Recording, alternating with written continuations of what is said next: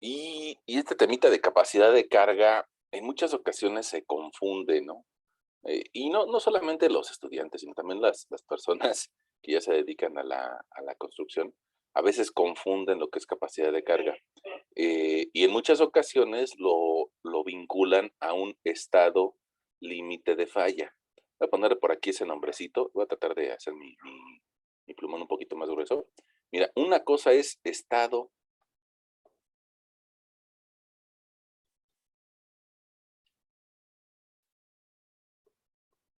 Una cosa es estado límite de falla y otra cosa es capacidad de carga. Y también otra cosa, diferente es estado límite de servicio.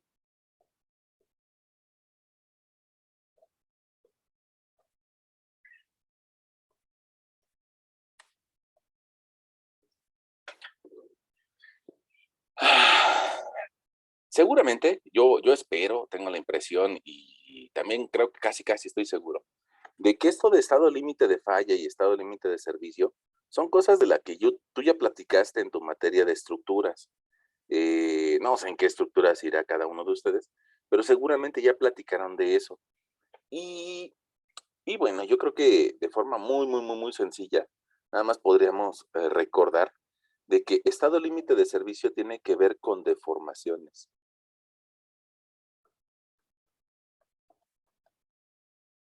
mientras que estado límite de falla tiene que ver con ruptura o realmente falla, ¿no? Voy a ponerlo aquí.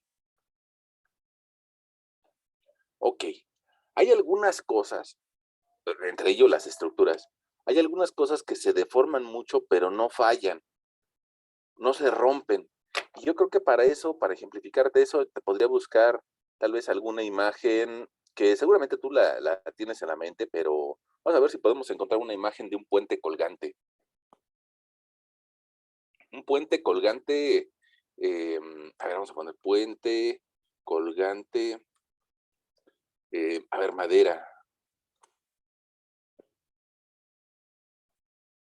Mira, pongamos esta. Esta imagen está re bonita, ¿no? Es un puente colgante. Ahora, ¿por qué te digo que está bonito? ¿Por qué te digo que está interesante la imagen?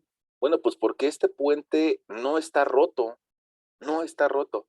Y entonces, bueno, pues alguien podría decir, bueno, pues sí podemos pasar por aquí, pero habría que ver qué persona puede pasar por aquí.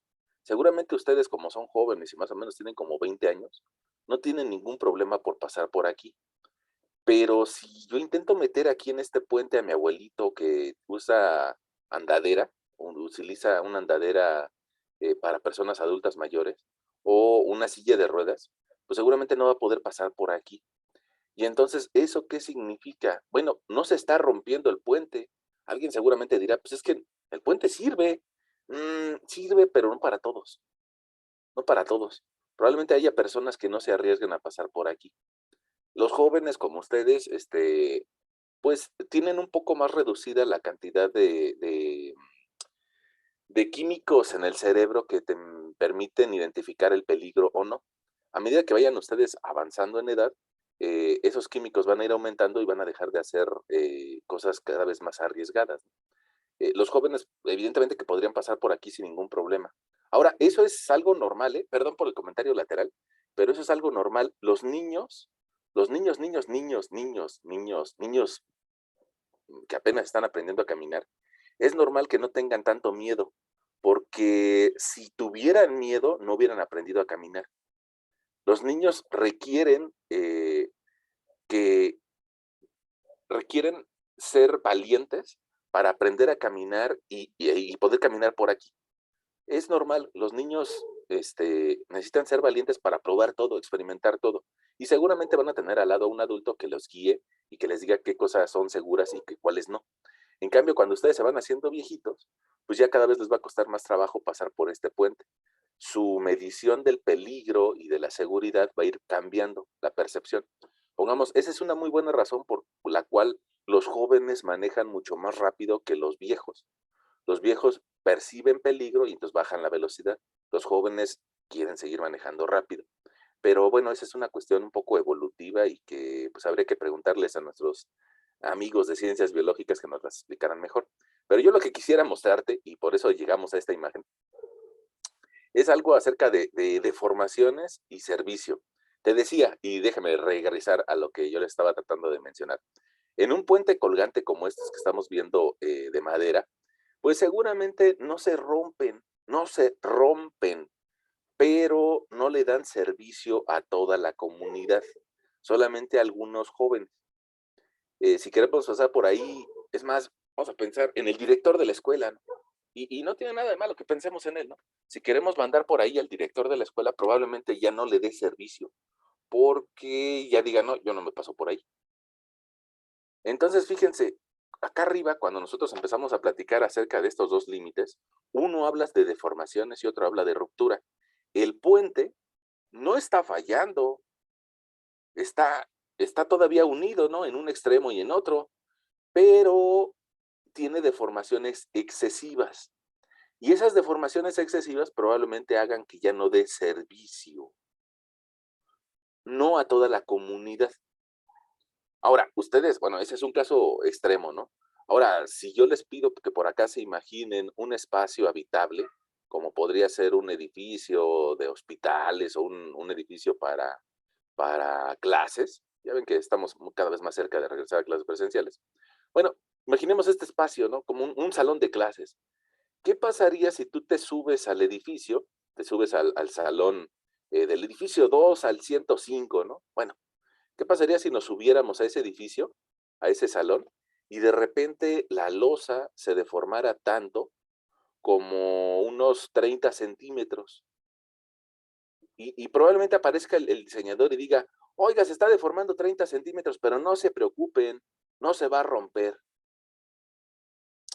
Híjole, honestamente, no todas las personas serían capaces de soportar que el salón en el que están tomando clases se deformara 30 centímetros. Es más, yo se los pregunto, ¿no?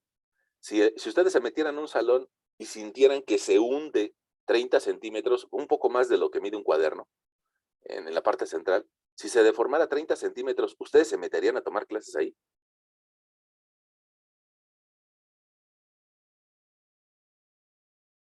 Es pregunta.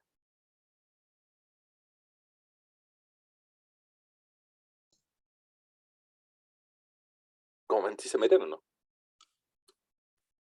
No, yo creo que no, porque No, no, ya ustedes ya a sus 20 años ya empezaron a desarrollar instintos de peligro, ¿no? Qué es sano y qué no es sano, ¿no?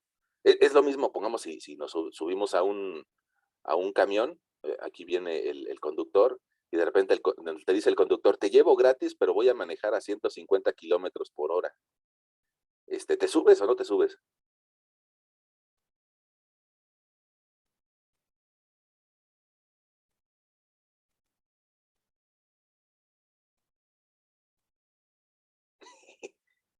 Pues otra vez ahí entra nuestra visión del peligro, ¿no? Cuando tenemos tal vez 17 años, dicen, no, 150, qué padre, ¿no? Se va a sentir bien chido. Y cuando nos vamos haciendo adultos, ya como que decimos, no, ya esto ya no está bien, ¿no? Hay muchas probabilidades de que nos ocurra un accidente ahí. Pues lo mismo pasa con nuestros 30 centímetros que yo te mencionaba aquí, ¿no? Evidentemente que, aunque el diseñador me diga que eso es seguro, como el puente, mira, pongamos este puente, pues seguramente aquí tendrá hasta un metro y cacho de flecha o de deformación. Y seguramente lo vemos en pie, ¿no? Entonces, pues alguien dirá, pues está seguro, ¿no? No se ha caído, ya pasaron 3 huracanes y no se ha caído. Entonces no sea tímido, usted pase por aquí, ¿no? Y yo, honestamente, yo no me pasaría por ese puente. Yo. Pero yo ya soy más viejo que ustedes, ¿no? Bueno, ¿y por qué no me pasaría? Pues porque ya mis condiciones ya dicen, allá hay mucho peligro, yo no me sirve. Bueno, regresemos. ¿Eso qué tiene que ver con nuestra clase? Pues porque todas las estructuras, incluyendo las losas, todas las estructuras, incluyendo losas, vigas, columnas y demás elementos estructurales, se tienen que revisar por estas dos condiciones, estado límite de falla y estado límite de servicio.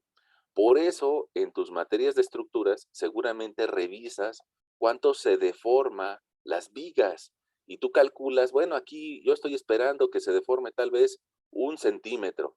Y bueno, seguramente también calculas una flecha máxima según las normas técnicas complementarias. Según las normas técnicas complementarias hay diferentes medidas, pero pongamos una de las primeras o las más sencillas, nos diría divide el largo entre 480, ¿no? Y si tu deformación es menor que el largo entre 480, no hay ningún problema. Eso nos remite, pongamos, a una viga o una losa que tenga de largo 10 metros.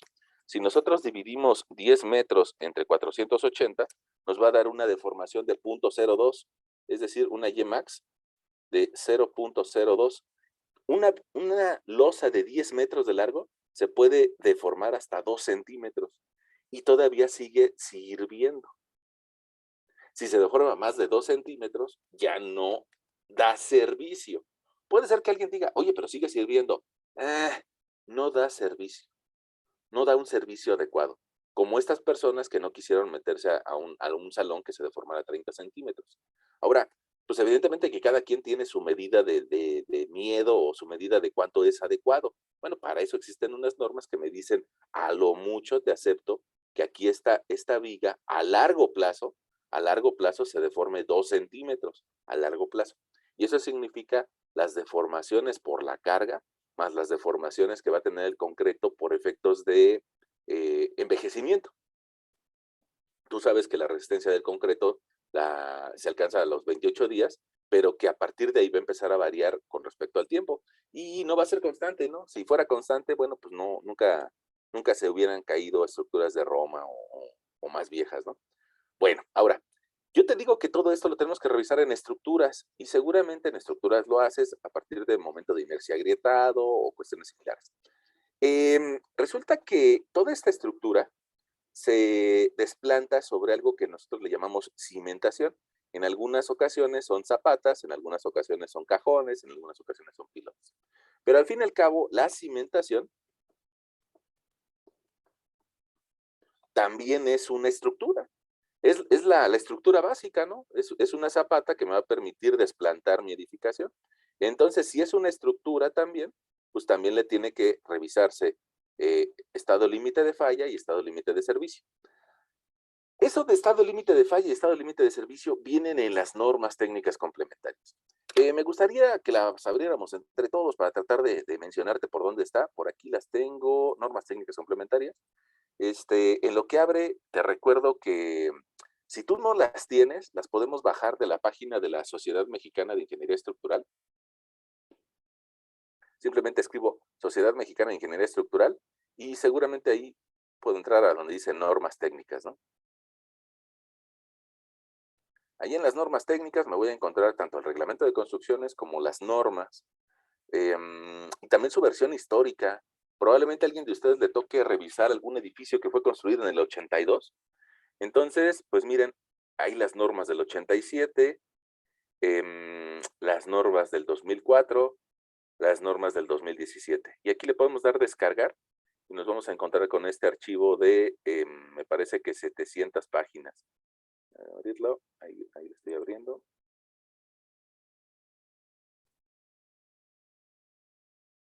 Bueno, ahí de la página de la sociedad lo pueden bajar para que no tengan que pagar un solo peso, ¿no? De repente alguien dice, bueno, pues es que a mí me da flojera estar leyendo en PDF, bueno, pues imprímelos. Y cuando dice uno, hay que imprimir 700 páginas, pues puede ser que sí valga la pena mejor comprárselo a alguien que se dedica a vender, pues impresiones, ¿no? Que son las editoriales.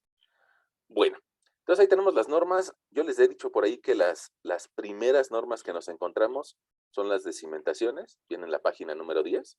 Y ahí en la página número 10 nos dice, mira, tienes que revisar la seguridad de las cimentaciones. Le voy a hacer un poquito de zoom.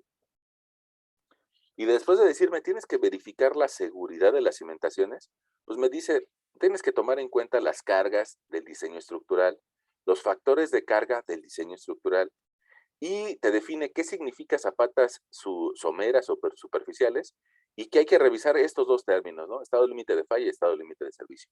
Ok, vámonos a ese capítulo, al capítulo número 3, a ver qué nos dice al respecto, ¿no? Voy a ir ahí, al capítulo número 3, y dice,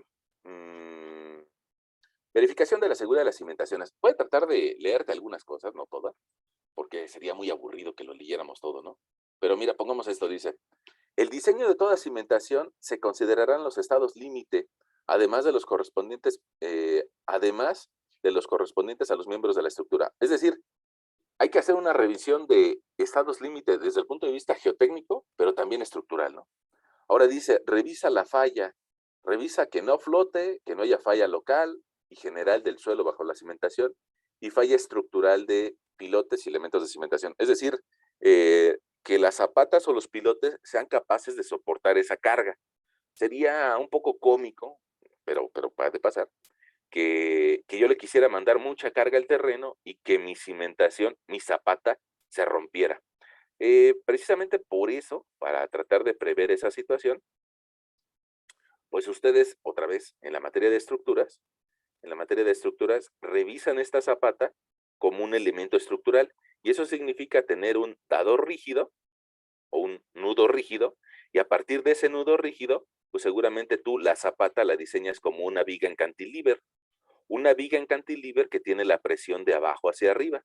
Y como esa presión va de abajo hacia arriba, va a intentar deformar a la zapata hacia arriba.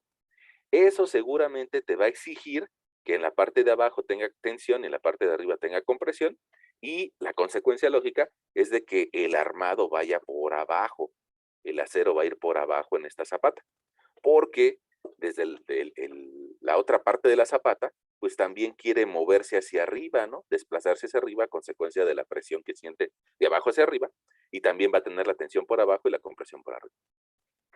Bueno, en tu materia de estructuras haces la revisión estructural. Seguramente también en esa revisión estructural vas a incluir, pongamos, el efecto del esfuerzo cortante. ¿Eso qué significa? Bueno, pues que vas a tratar de evaluar si la zapata se degolla o no ante esa presión que va hacia arriba, y el resto de la estructura que va a estar tratando de bajar una carga, ¿no? Va a estar tratando de descender o hacer la bajada de cargas. Bueno, pues esta en la parte central quiere ir hacia abajo, y eso seguramente genera un esfuerzo cortante. Ese esfuerzo cortante de seguro tú lo evalúas y lo revisas contra la resistencia del concreto. Pero te decía, perdón por decirlo, pero eso lo ves en la materia de estructura, ¿no? Estructuras. ¿Y entonces qué estamos haciendo nosotros? Bueno, nosotros estamos revisando desde el punto de vista de mecánica de suelos. ¿Y eso qué significa? Bueno, ya que nuestro amigo el estructurista nos asegura de que la zapata no se va a romper ni se va a deformar, es decir, que se va a comportar como un elemento rígido, pues nos pasa la tarea a la gente de mecánica de suelos para que revisemos la resistencia del terreno. Aquí hay una pequeña diferencia, perdón por ser insistente, pero aquí hay una pequeña diferencia. La zapata la hacen los humanos, ¿no? Iba a decir lo hacen los hombres, pero sería un poco machista, mejor la hacemos los humanos. La hacen los humanos la zapata. Y eso significa que este concreto, nosotros sabemos exactamente cómo se va a comportar. Para eso, pues entendemos nuestras materias de resistencia de materiales y sabemos que tiene un F'C dado, que tiene un módulo de elasticidad, que tiene una relación de Poisson y un montón de otras características. Bueno, si todo esto se comporta como un bloque rígido, pues algunos investigadores dentro de la mecánica de suelos han tratado de predecir qué fenómeno genera en el suelo que le está rodeando. Es decir, que está un poco por abajo, que está a los lados. Y no es reciente esa investigación, a pesar de que nosotros creemos de que todo lo que ha pasado en el mundo ha pasado del 2021 para acá, o que todo es reciente. Bueno, la realidad es de que no. Fíjense que los primeros intentos por entender cómo falla una cimentación o cómo intenta volcarse, se dieron por ahí de 1920 con una teoría de Brandt, algo así. Eh, y este investigador como que se dio cuenta de que debajo de la cimentación, la zapata experimenta un deseo por voltearse. Ahora, tú sabes que pues, todas las cimentaciones reciben una cierta carga, un cierto peso, o una cierta fuerza. Es más, vamos a cambiar el término de peso por fuerza, porque al fin y al cabo viene de más arriba, ¿no? Viene de la estructura. Y esa fuerza va a intentar hincar, a la zapata, ¿no? Meterla, empujarla hacia abajo. Sin embargo, no solamente actúa la fuerza, sino que en un hecho básico de probabilidad, lo más seguro es de que también tenga un momento que esté aplicado sobre la fuerza. Ahora, ese momento, ¿de dónde viene? Probablemente alguien diga, y si no le quiero poner momento, bueno, siempre hay que considerar un momento, porque resulta que esta estructura, cuando se enfrenta al viento, pues intenta deformarse hacia acá. Y también, sobre todo, cuando viene un sismo. Todos hemos sentido un sismo y todos hemos sentido que en un sismo sientes fuerzas laterales y también algunas fuerzas verticales, pero sobre todo fuerzas laterales. Y eso significa que cuando esta losa intente moverse de lado, intente generar una fuerza transversal, una fuerza lateral, pues evidentemente que le va a provocar momentos a la zapata, un momento que va a intentar voltearla. Pero el sismo no solamente ocurre en una dirección, sino que va y viene. Eso significa que en algún otro momento va a provocar un momento en la otra dirección. Y bueno, yo creo que ahí ya tienes la razón de por qué considerarle momento. Bueno, ahora, si esta zapata va a estar sometida permanentemente a una fuerza vertical y ocasionalmente a un momento de volteo, pues ese momento de volteo va a tratar de volcar a la zapata. Va a tratar de voltearla, voltearla, voltearla, voltearla, voltearla, voltearla, voltearla. Y del otro lado va a existir una fuerza resistente, la fuerza que tiene el suelo para que no la voltees. Y entonces dice, yo no quiero que te voltees, no te vayas, no te vayas, írala, despídete bien, no te vayas, no te vayas. Y entonces, en medio de estas dos intentos de desplazar al suelo que está debajo de la cimentación, se produce una fuerza cortante a lo largo de toda una línea. Te decía, más o menos en 1920, este investigador fue uno de los primeros que planteó esta posibilidad. Sin embargo, años antes ya teníamos la teoría de Coulomb, tal vez en el 1800, de Charles Coulomb, que nos hablaba de cómo fallan las cosas. Y entonces resulta que si Coulomb ya había descrito cómo se presenta la falla dentro del suelo, y algunos años después, Rankine, en 1800, me parece 1857, Rankine, Rankine nos dijo cómo fallaba el suelo cuando presenta una deformación lateral. Bueno, pues Rankine no estaba tan errado, ¿no? Decía, mira, este suelo, si se mueve, va a experimentar un empuje activo y va a empezar a deslizarse para allá. Y del otro lado, este otro suelo al que estamos empujando va a tratar de no moverse, va a tratar de empujar en la otra dirección. Entonces, todas estas ideas de Coulomb, de Rankine, e incluso después de Otto Moore,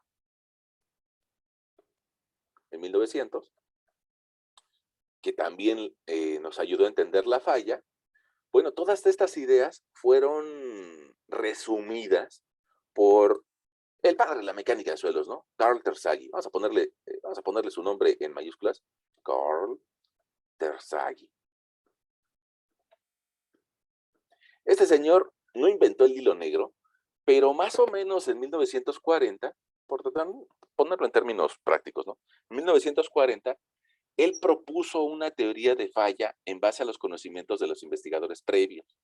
Y entonces como que nos dijo a las personas que somos un poquito más torpes, como yo, a las personas que somos un poquito más torpes, nos dijo, mira, es que debajo de la zapata hay una zona que se intenta movilizar.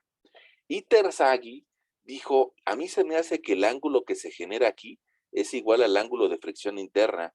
Es decir, ese ángulo debajo de la zapata lo empezó a llamar como alfa. Y para Terzaghi ese ángulo alfa era igual al ángulo de fricción interna. Tú me vas a decir, ¿qué es el ángulo de fricción interna? No me acuerdo. Ah, sí, lo más seguro es que no te acuerdas, pero te lo recuerdo. Yo te decía que podemos recabar muestras del suelo y podernos llevarlas a un laboratorio para labrar un cilindro. Hace como 3 o 4 clases, nosotros platicábamos acerca de una prueba en donde comprimimos a ese cilindro de forma triaxial. Y lo hacemos de forma triaxial para tratar de igualar los esfuerzos que hay en el sitio. Para eso se monta la prueba dentro de una cámara triaxial y se le aplica presión en todos lados, incluyendo un esfuerzo vertical hasta que rompe la prueba. Y resulta que de esas pruebas triaxiales, nosotros podemos encontrar algo que se llaman círculos de Moore. De eso platicamos, yo lo recuerdo, hace unas sesiones.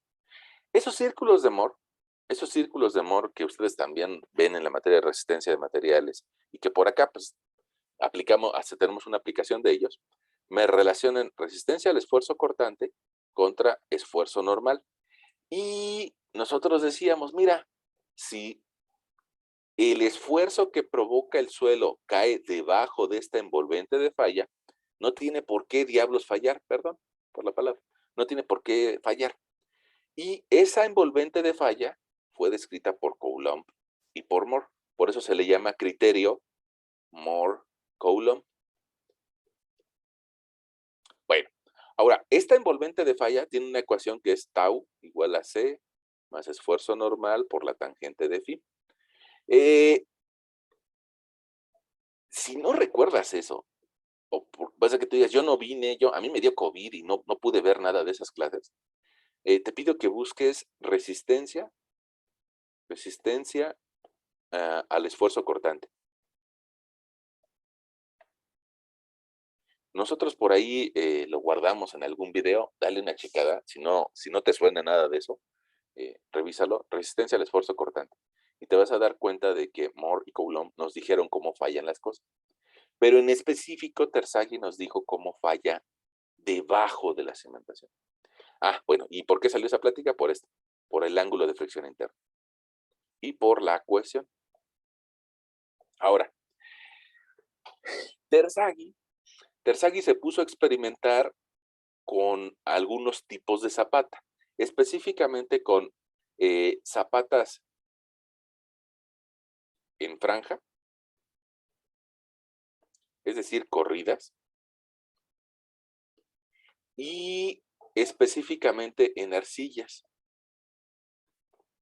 Y Terzaghi, más o menos en 1940, que es decir, hace 80 años, no podemos comparar a Terzaghi como pongamos con un Pitágoras o con un Aristóteles, que son cuates que ya llevan siglos regalándonos su teoría, ¿no?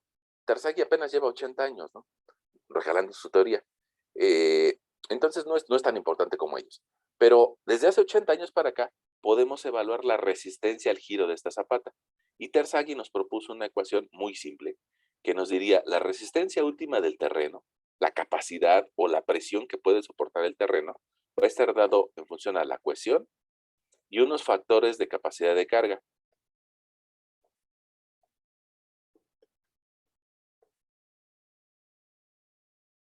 Esto fue lo que nos propuso Terzaghi.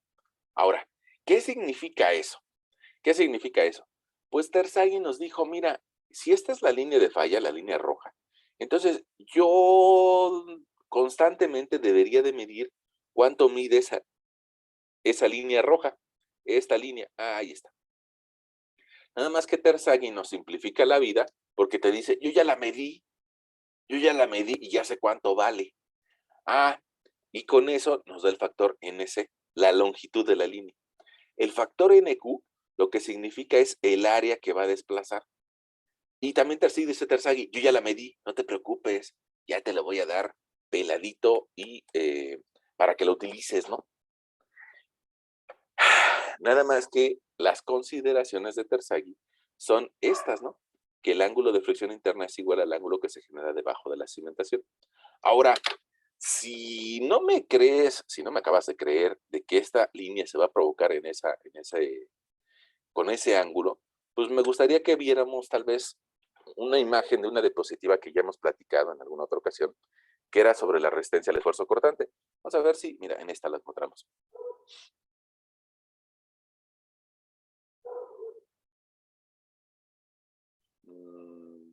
Mira.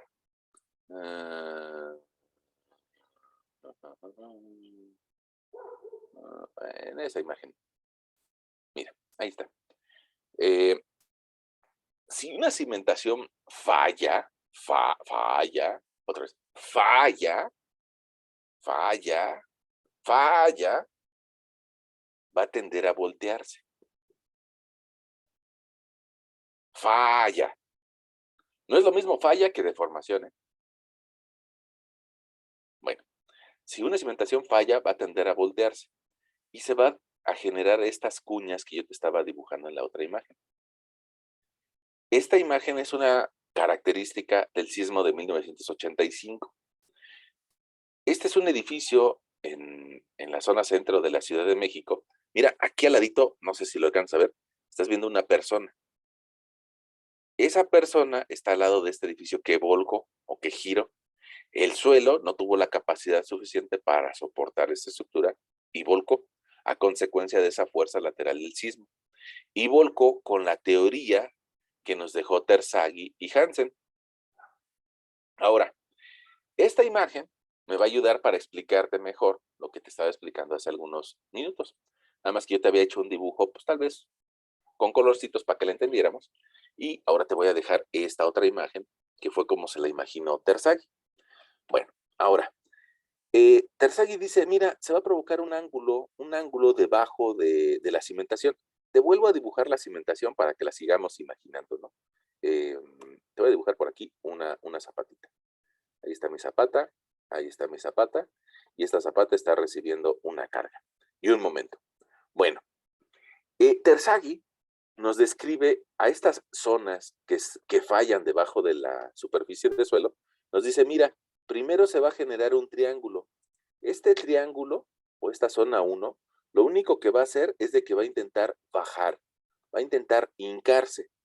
Eso se presenta en todas las fallas del suelo, en todas, en todas. Pero las otras zonas, la 2 y la 3, va a depender de qué tipo de suelo tengamos. Porque mira, los suelos granulares, llámese arenas y gravas, los suelos granulares densos, sus curvas esfuerzo de formación tienden a generar picos, tienden a generar, como, perdón por la comparación, pero un pico parecido a lo que hace el acero cuando falla. Hace un pico y después cae. Bueno, a eso le llamaríamos una falla general.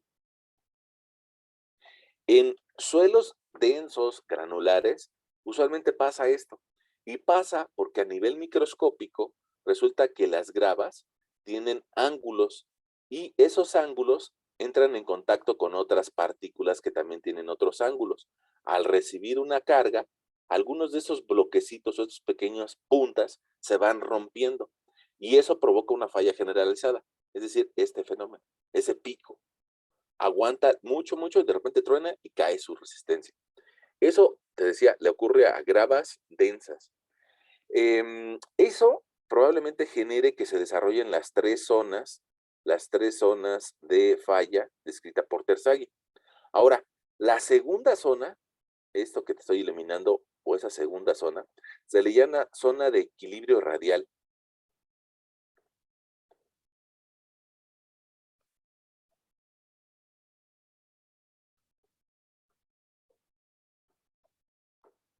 ¿Por qué logarítmico? Porque va creciendo. Porque la distancia que te voy a poner ahorita de naranja, mira, esta distancia naranja va a ir creciendo a medida de que se va abriendo y va generando un radio que cada vez va midiendo más. Ese radio va midiendo cada vez más y va haciendo que se haga largo. Y en esta zona se da el equilibrio radial. La primera nada más dice, yo nada más quiero bajar. Es más, voy a ponerme un poquito intenso, voy a ponerle un poquito las flechas un poquito más intensas. Dice, yo quiero bajar, yo bajar, yo bajar, yo bajar, yo quiero bajar, yo quiero bajar. La segunda dice, híjole, está bien que quieras bajar, pero a los lados no tengo presión, entonces mejor muévete hacia los lados. ¿Por qué? Porque a los lados no tengo la misma cantidad de carga o de presión como la que está recibiendo la zapata. Entonces se puede desplazar hacia los lados. Perdón por la comparación tan burda, pero imaginemos, pongamos cuando nosotros nos metemos al metro. Haz de cuenta que vemos el metro aquí en planta. Y haz de cuenta que aquí hay un montón de humanos, un montón de humanos, un montón de humanos. Cuando alguien dice quiero entrar, bueno, pues termina por empujar a estas personas para lograr entrar. Las personas, hasta el final, sigue existiendo otras personas, entonces no se pueden mover hacia allá. ¿Y qué termina pasando? Pues se deforman hacia los pasillos, ¿no? Hacia las partes donde usualmente no hay gente. Se abren, a donde hay menos presión. Lo mismo le pasa a estas partículas, que si yo la estoy empujando hacia abajo y hacia abajo tengo más densidad, pues mejor dice, mejor me voy de lado, como en un metro, ¿no? Yo creo que todos hemos experimentando esa sensación de querernos meter al metro.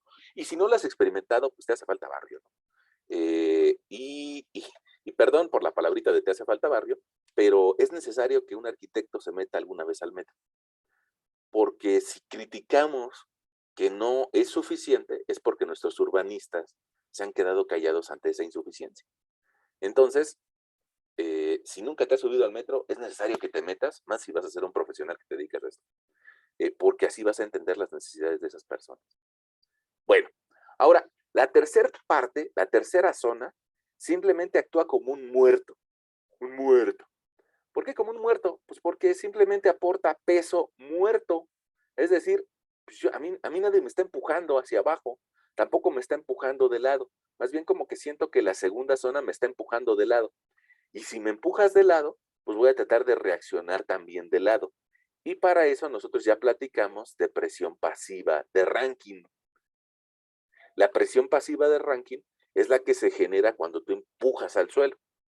Ah, bueno, pues entonces la última zona actúa con como zona pasiva. Es más, lo voy a escribir ahí. Zona pasiva. Es decir, si me empujas, reacciono. Si no me empujas, pues no reacciono. Ahí está. Y entonces este mecanismo de falla que intenta volcar a la estructura e intenta generar esto que pasó en 1965 y en muchos otros lados sigue pasando. Es más, vamos a ver si podemos encontrar una imagen muy característica. Falla, silos, falla, suelos, silos. Es una falla que se presentó en Estados Unidos. Yo creo que nos va a aparecer aquí en las imágenes. Mira, esta es una imagen clásica, clásica, clásica, que nos trata de explicar cómo fallan los suelos, ¿no?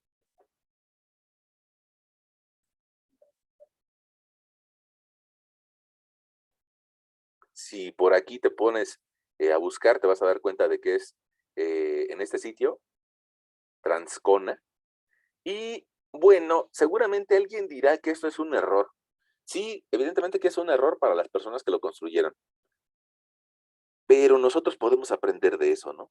Podemos aprender acerca de que tenemos que evaluar mejor las resistencias del terreno para que no se vayan de lado los silos. Si tú vives en la zona norte de la ciudad, probablemente recuerdes los silos muy parecidos que están en la zona de Tlalnepantla. Ahí en Tlalnepantla hay algunas fábricas que se dedican al trigo o al maíz y que tienen que guardar sus granos en este tipo de estructuras. Y bueno, pues ya aprendieron algo y ya no se les va de lado. Bueno, Transcona es una falla muy famosa.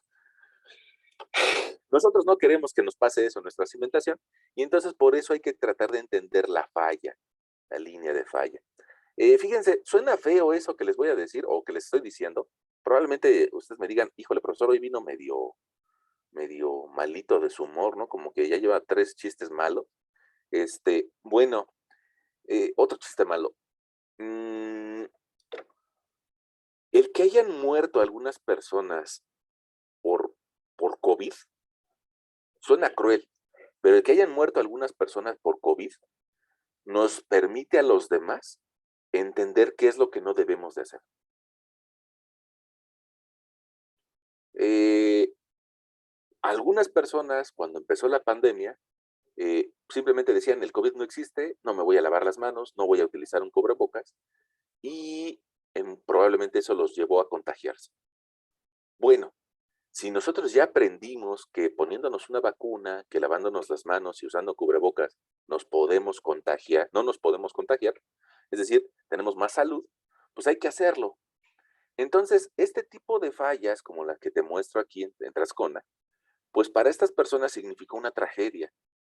El sismo del 85 para la Ciudad de México fue una tragedia, pero si nosotros aprendemos de esos errores, no los vamos a volver a cometer. Entonces, en ingeniería, las tragedias nos dejan enseñanzas.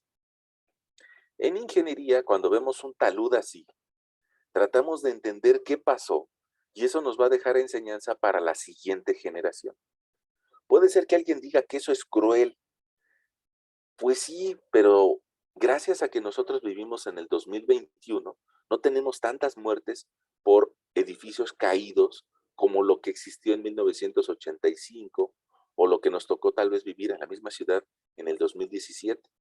Seguramente tú vas a decir, no hemos aprendido nada, seguimos haciendo edificios altos. No, sí hemos aprendido y mucho. Otro sismo muy importante en la Ciudad de México fue en 1957. En el 57 se cayó el ángel de la independencia. Imagínate, a veces nosotros nos tiramos al precipicio y creemos que si la democracia, que si los gobiernos, que si esto y el otro. En el 57 nuestro símbolo de la independencia se cayó. Quiso volar. Ah, bueno, algo así, algo así. Nuestro símbolo de independencia se cayó en el 57 y aprendimos algunas cosas. Independencia. En 1985, las cifras oficiales nos dicen que murieron 10,000 personas. Las cifras oficiales.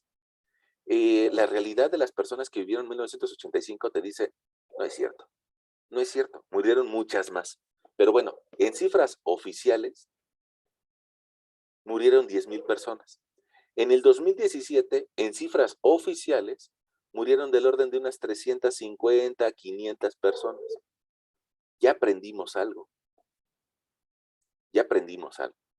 Y nuestra idea es de que nos sigamos preparando para que en el 2021 o en el siguiente sismo fuerte que puede ser en el 2040, en el 2035, o puede ser mañana o al ratito, a las 9 de la noche, por poner algún ejemplo, que no haya tantas personas muertas.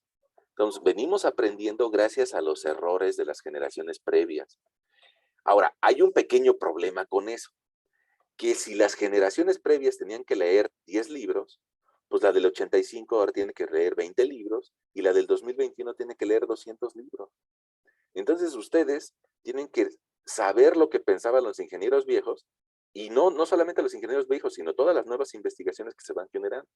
Ese es un problema para las nuevas generaciones. Ahora tienen que leer muchísima información. Porque si tiramos estas informaciones al caño y no las leemos, y mejor decimos, mejor busco un video en YouTube, pues estaríamos despreciando la teoría que se generó en estos años y probablemente volvamos a tener un evento donde tengamos otra vuelta muchos muertos. Entonces, bueno, pues ustedes tienen la maravilla de que en el 2021 tenemos información en Google, sí, pero también tienen la desventaja que hay que leer toda esta información. Hay que leer todos estos artículos para no volver a cometer los mismos errores. Este es un problema que se generó en Taiwán. También una falla del suelo. Muy, muy, muy, muy importante. Y la verdad, yo por ahí la tenía en alguna imagen. Ya no sé dónde la tenga. Pero digamos que todo un edificio de departamentos se fue de lado. Te platico rápidamente qué pasó ahí. En ese edificio, digamos que a los residentes se les hizo fácil, dice, bueno, pues si tiene pilotes, ¿qué le va a hacer? No le pasa nada, ¿no? Si tiene pilotes. Es más, ese es un pensamiento que tenemos en México también. Si un edificio tiene pilotes, ya no le pasa nada. Bueno, pues resulta que el residente se puso a excavar al lado porque quería hacer alguna estructura de aguas a los lados y el material lo fueron acumulando del otro lado. Aquí, y empezó a llover. No sé si seguramente tú lavas tu ropa, porque ya eres un adulto funcional, y seguramente cuando lavas tu ropa te das cuenta de que las cobijas se vuelven muy pesadas. Bueno, pues imagínate, esta montaña de suelo, cuando llueve, se hizo muy pesada y facilitó la línea de falla que provocó que esto se rompiera, que los pilotes se degollaran y terminó por caerse el edificio completo. Y mira, yo creo que ahí puedo mostrar estas imágenes. No sé a dónde nos lleve, yo nomás le di clic. Dice cuando el suelo falla, la falla de Transcona y este edificio. No aparece en grande, pero me hubiera encantado que apareciera en grande. Completito, ¿no? Aquí el estructurista dice, pues mi estructura aguantó todo dar, lo que falló fue el suelo. Lo que fallaron fueron los pilotes. Los pilotes también se pueden romper. Mira, aquí ves pilotes rotos Y en la imagen que yo te presento del sismo del 85 también ves un pilote extraído, ¿no? La fuerza de volteo fue tan fuerte que lo sacó, como cuando tú sacas un clavo de una pared. Bueno, lo extrajo de tan fuerte que fue la intensidad del sismo. Bueno, perdón, a veces creemos que las fallas, híjole, hay que sentirnos mal. No, las fallas también nos permiten aprender cosas, ¿no? Incluyendo la Torre de Pisa. En la Torre de Pisa ya se dieron cuenta de que pues, hay diferentes estratos debajo de ella y bueno, pues que hay que hacer exploración o mecánica de suelos en todos los sitios donde vayamos. Ahora, seguramente tú me vas a decir, bueno, ¿y entonces por qué esta falla si se ve que es más reciente? Vamos a decirle aquí.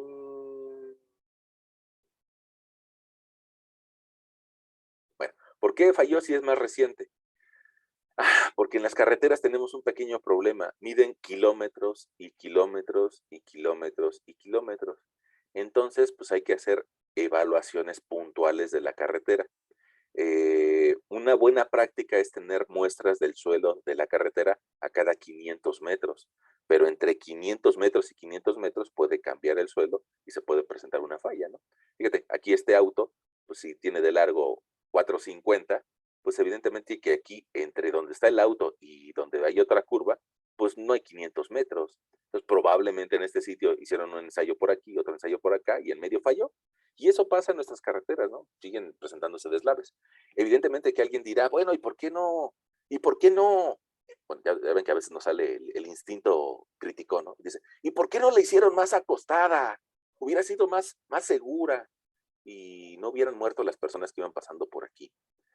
Sí, pero hacerla más acostada significa más volumen de excavación y eso significa dinero. Y en muchas ocasiones, si una carretera se vuelve tan cara, pues el gobierno dice, no, pues no tenemos dinero para hacerla, no la hacemos.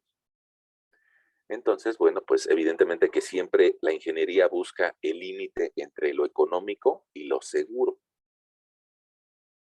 A los ingenieros se les paga para eso, ¿no? No se les paga para hacer cosas seguras, sino se les paga para que se les saque la mayor eficiencia al terreno.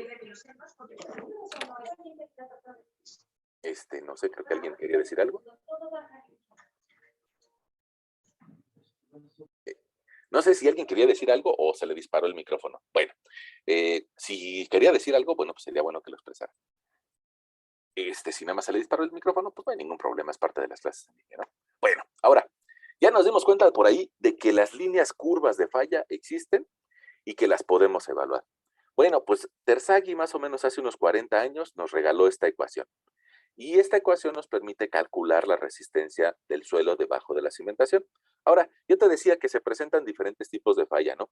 En suelos granulares se dan las tres zonas. En, en suelos finos, como podrían ser las arcillas y los limos, usualmente no se generan curvas esfuerzo contra deformación unitaria así, sino que las curvas esfuerzo contra deformación unitaria en limos y arcillas blandos, usualmente generan una plastificación. Eh, por, por comparártelo, podría ser como lo que pasa entre el acero y el concreto, ¿no? Seguramente tú recuerdas de que la gráfica esfuerzo de formación del acero da algo así, la del concreto da algo así. Valores mucho más pequeños y plastificados. Algo así ocurre también en la diferencia entre los suelos finos y los suelos granulares. Ahora, otra gran diferencia es de que la envolvente de falla de los suelos granulares usualmente es muy inclinada. Es decir, en los suelos granulares, el ángulo de fricción interna es el que carga en esta relación esfuerzo normal contra esfuerzo cortante. En cambio, en las arcillas blandas, aquí te dibujo unos círculos de amor. En cambio, las arcillas blandas, como el de la Ciudad de México, suele dar círculos de amor iguales, lo cual me avienta envolventes de falla en donde prácticamente la resistencia al esfuerzo cortante depende de la cohesión. Y aquí el ángulo de fricción interna vale 0. Bueno, esas diferencias son las que deberíamos de alcanzar a ver entre si tenemos en nuestro predio donde queramos construir, si tenemos más arcillas o si tenemos más arenas. Eso es bien importante, ¿no? probablemente tú me digas, es que yo no voy a ser geotecnista, ¿no? Yo entiendo que no vas a ser geotecnista, pero por lo menos que alcances a diferenciar entre una arcilla y una arena.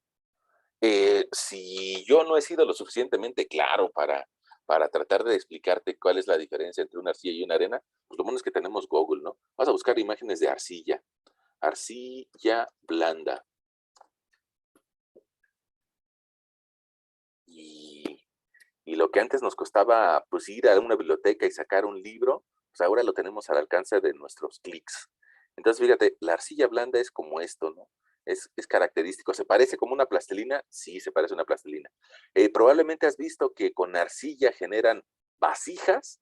Sí, nuestras culturas prehispánicas hacían vasijas con arcilla. Entonces, evidentemente que es un lodo moldeable. Donde tú vives, pregúntate eso, ¿no? Donde tú vives, cuando llueve, ¿se hace como lodo o se filtra el agua? Bueno, pues resulta que el suelo que está debajo de la Ciudad de México prácticamente es como lodo, como una arcilla. Y entonces esa arcilla usualmente exhibe poca resistencia al esfuerzo cortante. Diferencia entre este material y una arena. Yo creo que todo el mundo ubica una arena. Arena, bueno, arena limosa. Arena limosa. Miren, esa arena limosa todo el mundo como que la tiene en la mente, alguna vez la ha llamado tepetate, alguna vez se ha dado cuenta de que algunas de estas arenas desarrollan un poco de plasticidad que se quedan pegadas en las manos. Bueno, entre más partículas finas tenga, más se me va a quedar pegado en la mano. Entre menos partículas finas tengo, menos se me va a quedar pegado en la mano, o bien si es un limo. Para eso cobran importancia nuestras primeras clases, ¿no? De repente cuando en las primeras clases uno les dice, ¿estamos entendiendo bien? Y ustedes me dicen, sí, sí, estamos entendiendo bien, órale, va. Pues yo creo que yo les creo, ¿no?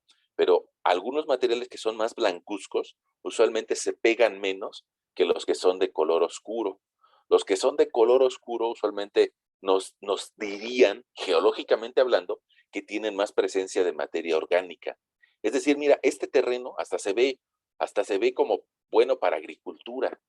Y si es bueno para agricultura, significa que pueden generar raíces y que aquí puede crecer maíz. Y si hay maíz, va a haber lombrices. Y si hay lombrices, va a haber bacterias. Entonces, en este terreno, seguramente hay más partículas finas. Y esas partículas finas que se me pegan, me van a tender a generar suelos blandos. A diferencia, pongamos, de este material, se ve evidentemente más blancuzco. Ese material blancuzco nos habla de que no tiene tanta humedad o tanta presencia de materia orgánica. Probablemente ahí no crezca, mira, este otro, ahí no crezca plantitas, ¿no? Y otra vez tendríamos que regresarnos a nuestras primeras clases, donde hablábamos de Aridoamérica y Mesoamérica. Y nosotros decíamos que regiones del país como Oaxaca, como Veracruz, como Chiapas, son muy fértiles. Y eso significa que el suelo tiene mucha materia orgánica. Vamos a buscar suelo en Chiapas.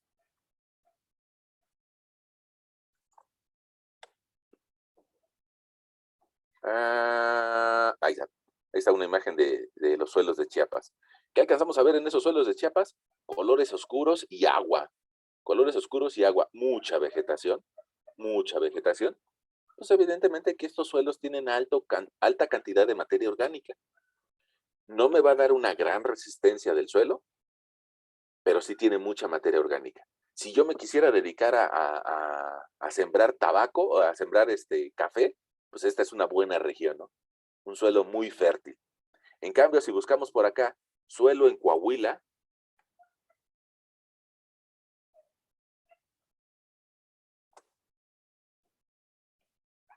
mira, suelo en Coahuila, ¿qué alcanzamos a ver de ese suelo en Coahuila?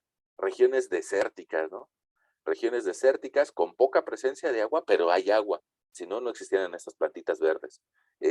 Mira, colores blancuzcos, poca materia orgánica, poca vida. Esta vida que hay por aquí, algunas de ellas son cactáceas, ¿no? O sea, son cactus o vida que requiere poca agua para sobrevivir. ¿Qué hay por ahí aquí también? Pues víboras, ¿no? Alacranes, no requieren tanta agua para vivir.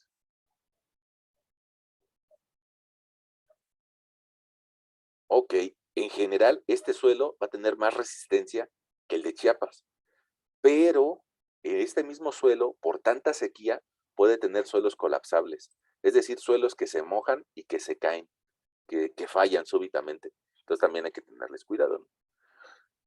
Mira este, terreno para construir en Saltillo, Coahuila, a todo dar, ¿no? Un poco parecido a Las Vegas, ¿no?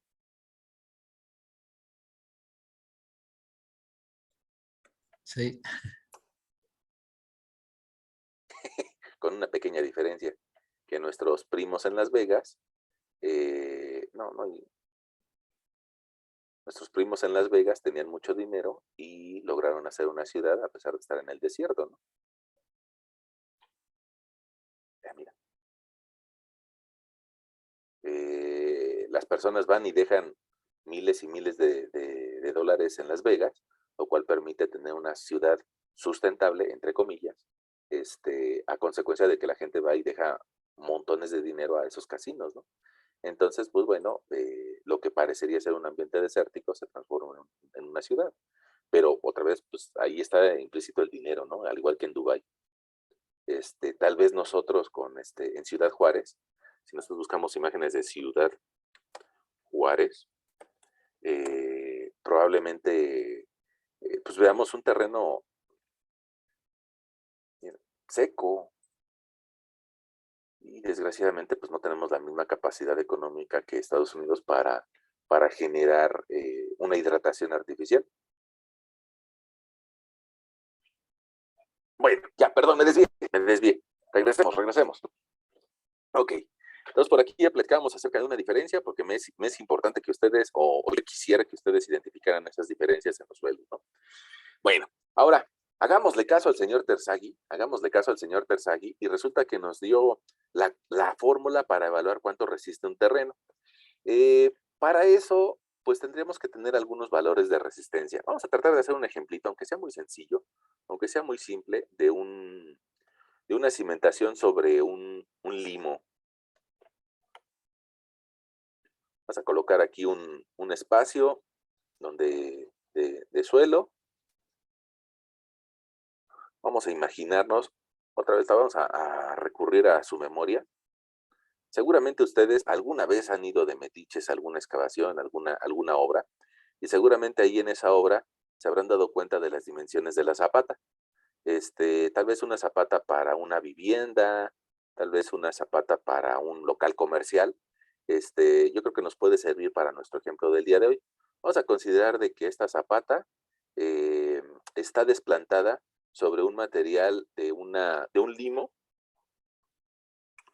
limo de baja plasticidad que tiene un peso volumétrico de 1.6 toneladas metro cúbico y que tiene un valor de cohesión de 1.2 toneladas metro cuadrado y un ángulo de fricción interna de 14 grados. Y vamos a tratar de revisar cuál sería la resistencia utilizando la teoría de Terzaghi, para esta zapata. La teoría de Terzaghi me diría, la capacidad de carga última es igual a la cohesión por un factor NC más Q por NQ más un medio de gamma B N gamma. Ahora, una pregunta, ustedes cuando han pasado ahí cerca de una excavación, cerca de alguna zapata, ¿cómo cuánto mide, de profundidad esa zapata? ¿Para un local comercial o para una casa, habitación?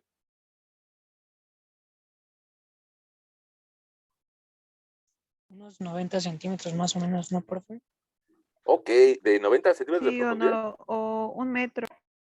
Órale, DF 0.90 o como dice la compañera, 1 metro. Vamos a considerar estos 90 centímetros, ¿sale? Ok, una pregunta ahí para ese local comercial, para esa casa habitación, que ustedes se han ido a asomar, ¿cómo cuánto tiene de ancho una zapata?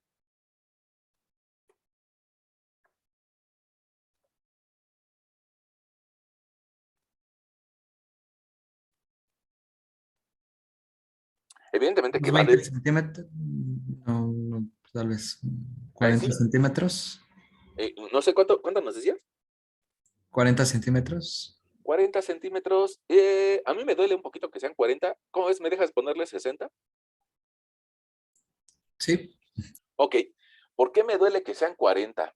Porque el muro, pues lo más seguro es de que mida 15, ¿no? Lo más seguro es de que mida 15, más su repellado en un extremo y el otro lado, pues termina siendo un muro como de 18 centímetros. Este, esos 18 centímetros que si midiera 40, significaría que avanzaría hacia un lado 10 centímetros, 12, y hacia el otro lado 12.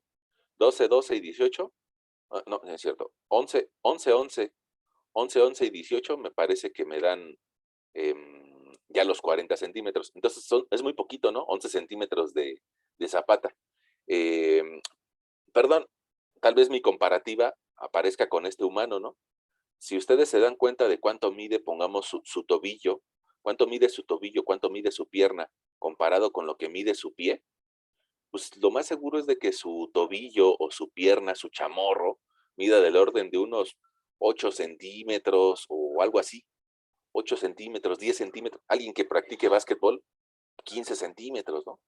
Y lo más seguro es de que su pie, pues mida del orden de unos 27 centímetros. Entonces crece bastante, ¿no? Comparado con su pierna. Tú vas a decir, bueno, ¿y eso qué tiene que ver con la zapata? Bueno, pues porque la zapata fue hecha a imagen y semejanza de nosotros, ¿no? Entonces, pues si consideramos de que el muro tendrá unos 15, 18 centímetros, esta base de 60 pues, suena un poco lógica, ¿no? Va a avanzar 20 centímetros a un lado, 20 centímetros al otro, por lo menos. Bueno, ahí está, ya tenemos la base, la profundidad, y vamos a considerar que es una zapata corrida. ¿Por qué corrida? Pues porque la teoría de Terzaghi nada más nos deja eso, ¿no? Él mismo después encontró una forma de corregirla cuando no es corrida, pero su primer planteamiento fue así. Ok, fíjate, si yo busco los factores C, ya lo tengo por aquí, ya la tengo la C, entonces nada más habría que sustituirla. Eh, NC, NQ y N gamma son factores de capacidad de carga. Estos factores dependen del ángulo de fricción interna. Y dependen de ese ángulo de fricción interna porque lo que tratan de decirme es qué tan profunda se va a provocar la falla o cuánto va a ser la longitud de la falla. Como les decía hace rato, Terzaghi ya nos la dio, ya nos la midió, y entonces ahorita te voy a decir dónde buscar esos factores. Lo vamos a buscar en un libro, ¿no? Pero van a depender del ángulo de fricción interna de 14 grados. Vamos a dejarlos ahorita pendientes. La Q, la Q es la presión a nivel de desplante. Eso significa que para que esta zapata vuelque, necesita mover a este terreno, a este material. Si no es capaz de levantarlo, pues nunca va a volcar. Entonces, resulta que el peso de esta zona, yo la puedo calcular como gamma por H. Es decir, como si estuviera calculando un esfuerzo a este nivel. Si yo multiplico un peso volumétrico de 1.6 toneladas metro cúbico por una profundidad de desplante que ustedes nos propusieron de 90 centímetros, 0.90 de metro, bueno, pues si yo multiplico 1.6 por 0.9, me va a dar el resultado 1.44 toneladas metro cuadrado. Ok. La B ya la tengo, ya sé cuánto vale el ancho. Entonces lo que me está haciendo falta son los factores de capacidad de carga de Terzaghi. Ok, para eso voy a abrir mi librito. No sé si ustedes lo tengan o no. Yo creo que sí lo tienen, ¿no? Pero voy a abrir el Braja. En realidad en cualquier libro de mecánica de suelos podríamos encontrar esa ecuación.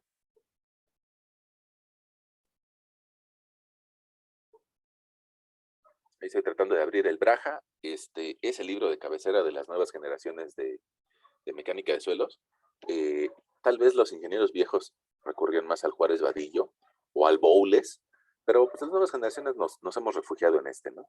Entonces, el Braja, por ahí del capítulo, no sé, 12,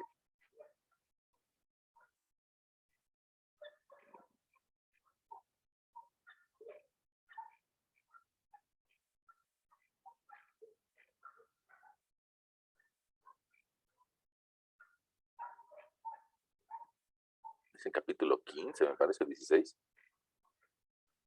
Ah, mira, aquí dice, Cimentaciones poco profundas. Yo me voy al capítulo 16, clic.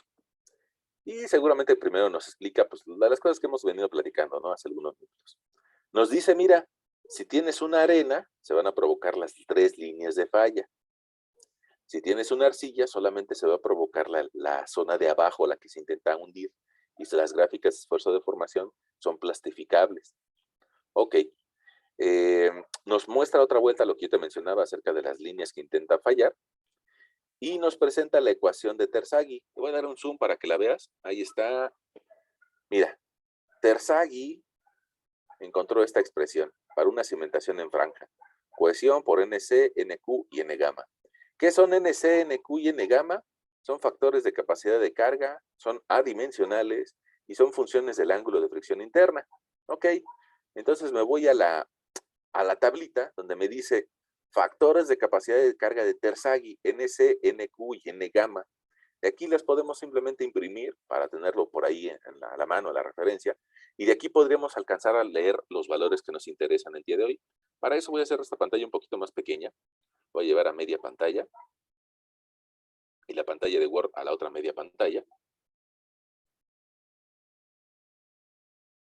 Y mira, te voy a enseñar por ahí, dice, para un ángulo de 14 grados,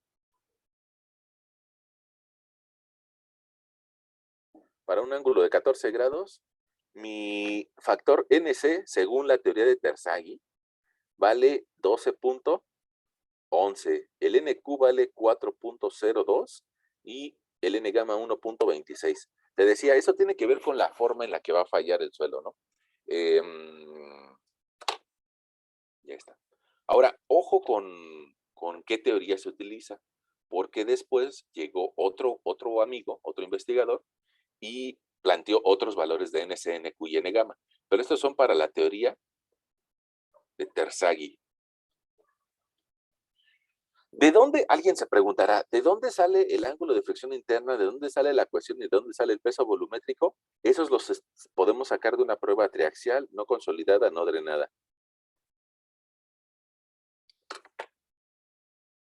Me parece que de esa ya hablamos, ¿no? Si no te queda claro de qué se hace en esa prueba, ahorita lo tratamos de aclarar, pero yo creo que podemos seguir avanzando. Bueno, fíjate, entonces nos dice Terzaghi, la resistencia última en ese sitio la vamos a poder calcular con cohesión, que vale 1.2 toneladas metro cuadrado, toneladas por cada metro cuadrado, por el factor NC. Ese factor NC vale 12.11 y es adimensional.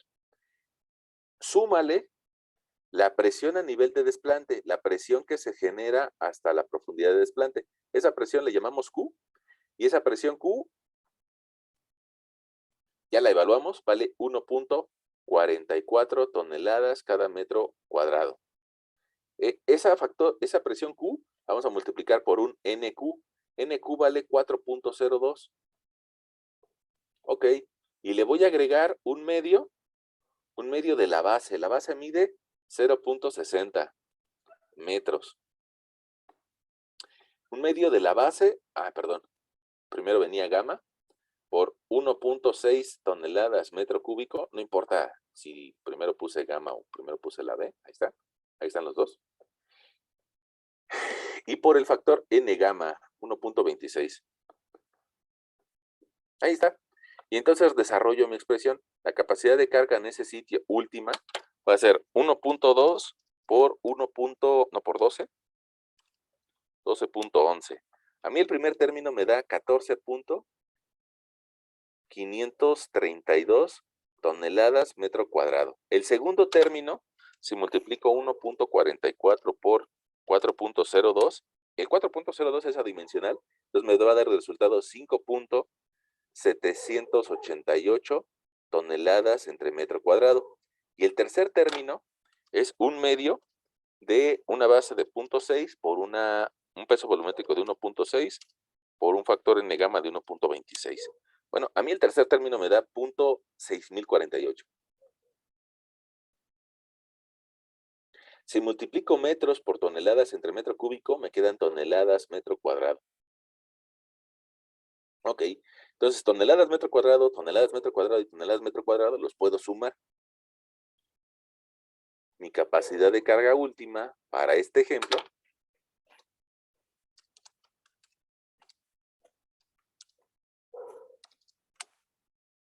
me da de 20.94. Ahora, la palabrita último, pues a mí me suena a ultimátum, ¿no? Híjole, cuando ya está fallando, fallando ese suelo. Evidentemente que no queremos llegar hasta ese punto, ¿no? Porque siempre hay personas muy valientes que a veces sobrepasan esos valores. Entonces, el valor que usualmente se le da al estructurista es una capacidad de carga admisible. ¿Qué significa eso de admisible?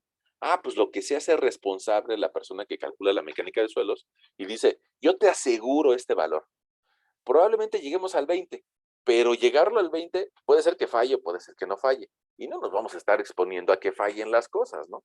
Entonces, usualmente ese valor de 20 habría que dividirlo entre un factor de seguridad o multiplicarlo por un factor de resistencia. La práctica común es utilizar un Q último entre un factor de seguridad. Y me parece que para que no sea yo el que te lo platique, mejor te lo muestro donde está en el libro, ¿no?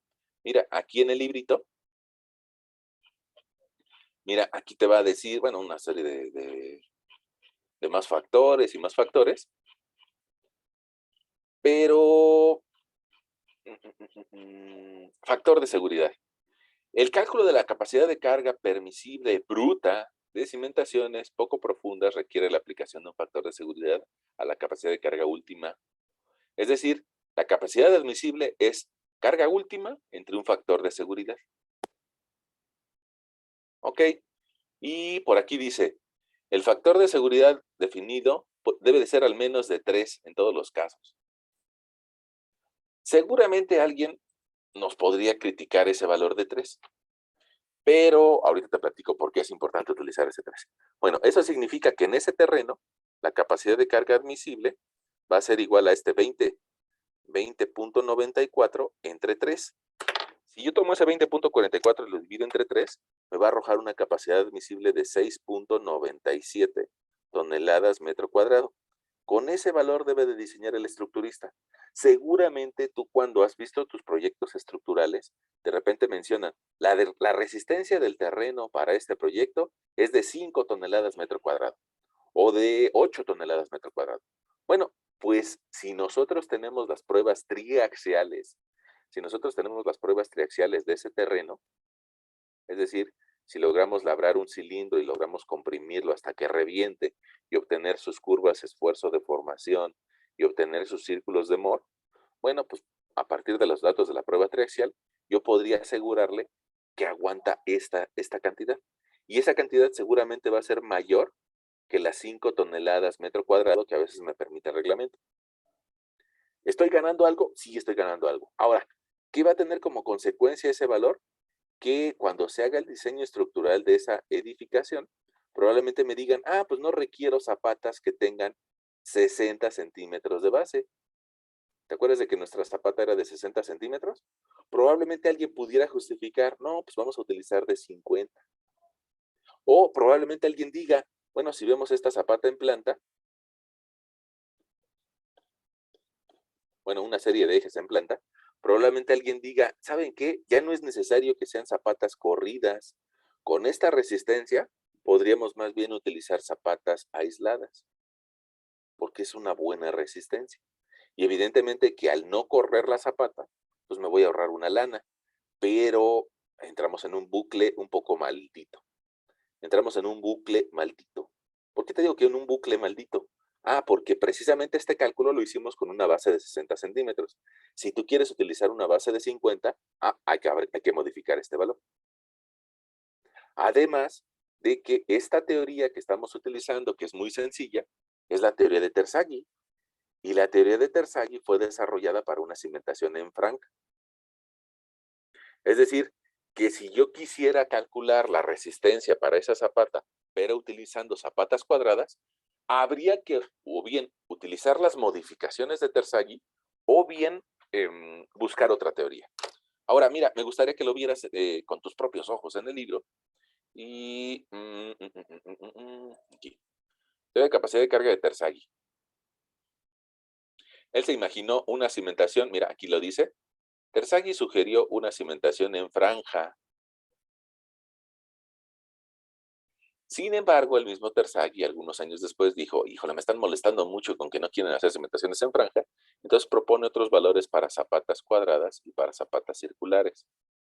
Es decir, si tú tienes una zapata cuadrada, utiliza un factor de 1.3 antes de la cohesión y de 0.4 antes de el 1 medio o en vez del 1 medio. Ok. Si quisiéramos hacer el cálculo de la capacidad de carga para ese mismo sitio, pero con zapatas cuadradas, habría que utilizar esta otra expresión. Yo creo que nos da la oportunidad de hacerlo, ¿no? Fíjense, voy a tomar esta captura. Nos da la oportunidad de hacerlo, tenemos un poquito de tiempo, 9 minutos. Y podremos hacer el mismo ejemplo, pero en cuadradas. Ahí pega. Ok. Si hacemos el mismo ejemplo en cuadradas, resulta que nuestro primer factor, voy a hacerle, a ver si se alcanza a ver ahí. Ahí ya se alcanzó a ver. Nuestro primer factor hay que multiplicarlo por 1.3. Entonces nuestra carga última en una cimentación cuadrada va a ser igual a 1.3 veces este término, ¿no? 14.532 toneladas metro cuadrado. Ok, ese lo va a ampliar. Qué chido, ¿no? El segundo me dice quédate igual, más 5.788.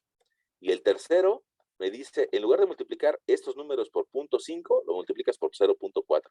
0.4 de 0.6 por 1.6 y por 1.26. Bueno, pues entonces mi capacidad de carga última va a ser un poquito mayor, ¿no? 1.3 por 14.53. Me da 18.89. El segundo término se queda igualito. Y el tercer término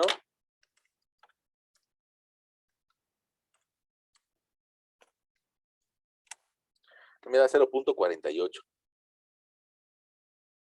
Todos esos términos están en toneladas metro cuadrado, lo cual significa que la capacidad de carga última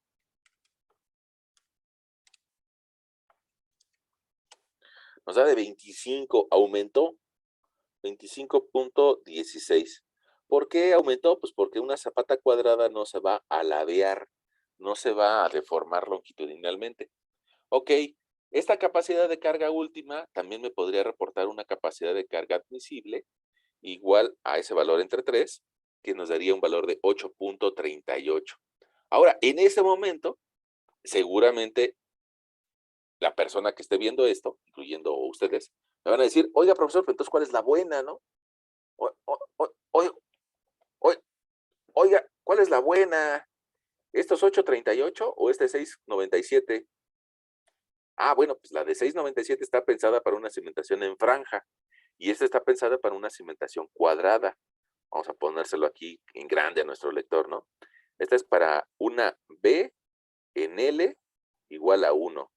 Y esta es para una B en L prácticamente 0.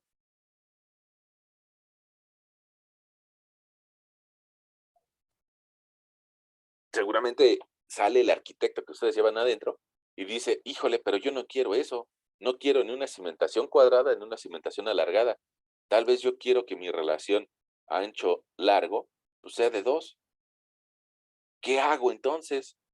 Vamos y le preguntamos al señor Terzaghi, y lo malo es que ya se murió, ¿no? Entonces, ¿qué hacemos? Pues podríamos tal vez utilizar algún valor intermedio o bien podríamos utilizar otra teoría, la teoría de Meyerhof. Y la teoría de Meyerhof es muy parecida a la de Terzaghi, pero la de teoría de Meyerhof agrega más términos y nos dice, la capacidad de carga última va a ser igual a C, NC, así como Terzaghi, pero nos agrega otros términos. Factor de forma de la cohesión, factor de profundidad de la cohesión y factor de inclinación de la cohesión.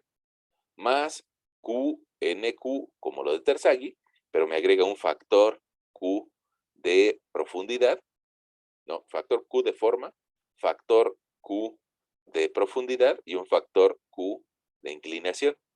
y un término, un medio de V, de V gamma n gamma por un factor gamma de forma, un factor gamma de profundidad y un factor gamma de inclinación.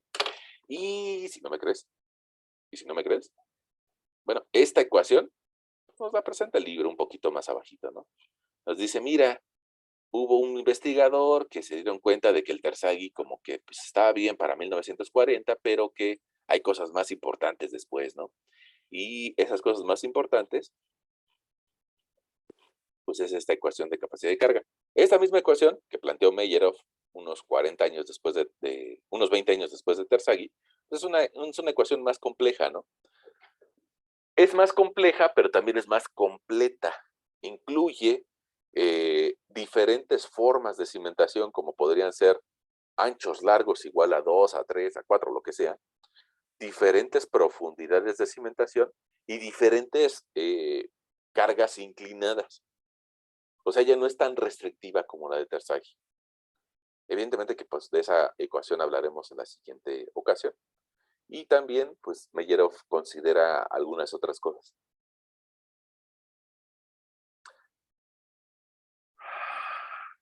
Bueno, ahora miren, yo creo que para cerrar nuestra sesión, podríamos ver que las normas también van a utilizar estas cuestiones.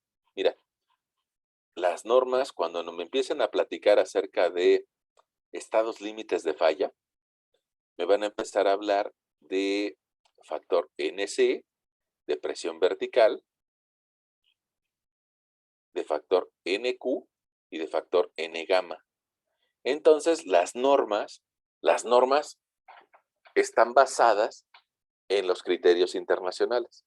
Digamos que este libro, el Braja, es un libro que pueden estudiar en la Universidad de Sacramento como el profesor Braja. El profesor Braja da clases ahí en la Universidad de Sacramento. Lo pueden estudiar en España, en Estados Unidos, nosotros aquí en la ciudad, algún compañero que esté en Chihuahua, o alguien que esté en Yucatán, o alguien que está en Portugal. Es un conocimiento universal. Precisamente por eso estamos en una universidad, ¿no? Porque tenemos conocimientos universales. Sin embargo, de una forma un poco local, las normas técnicas, pues no pueden ponerse a investigar esto desde cero, ¿no? Sino que utilizan las investigaciones de otros investigadores internacionales. Y bueno, las normas técnicas están basadas en la teoría de Meyerhof, que vamos a platicar nosotros de ella en la siguiente sesión. Ah, último regreso, último feedback. Al inicio de nuestra plática, nosotros mencionábamos de que la capacidad de carga no solamente depende de la falla, sino que también del servicio. Entonces, a pesar de que nosotros ahorita encontramos una capacidad de carga admisible antes de que se rompa el suelo, bueno, al mismo tiempo hay que hacer una revisión de cuánto se va a deformar. Y para eso le dedicamos las dos clases anteriores, ¿no? Ustedes recordarán que las clases anteriores nos dedicamos a investigar cuánto se hundía una estructura debajo de un cajón y probablemente en alguna sesión nos decía, se hunde 42 centímetros. Hicimos alguna modificación y ya logramos que se hunda solamente 15 centímetros. Y entonces ya estaríamos cumpliendo con nuestra condición de servicio. Ya que cumplimos con la de servicio, revisamos falla. Pero debes de cumplir con las dos condiciones, no solamente una de las dos. Las dos.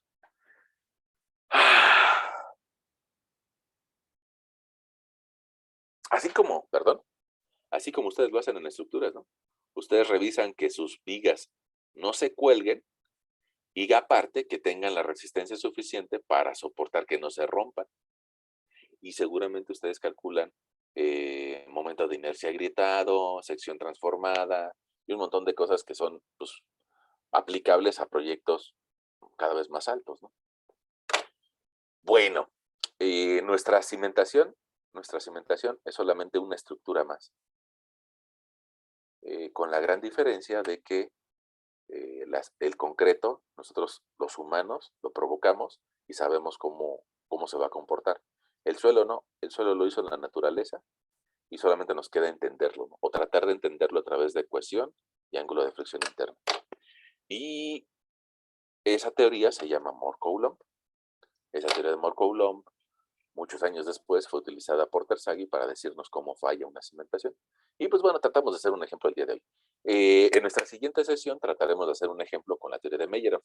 Ahora, el ejemplo que hicimos nosotros el día de hoy está muy sencillo, ¿eh? Está muy sencillo porque no considera la presencia de agua, no considera la presencia de varios estratos, no considera la presencia de un largo que no sea infinito, sino más bien es una zapata corrida, ¿no? Con la teoría de Terzaghi. Si bien es cierto que la teoría de Terzaghi nos ayuda, bueno, pues es un poco más poderosa la teoría de Meyerhoff. Y eso ya lo platicaremos en nuestra siguiente sesión. No sé si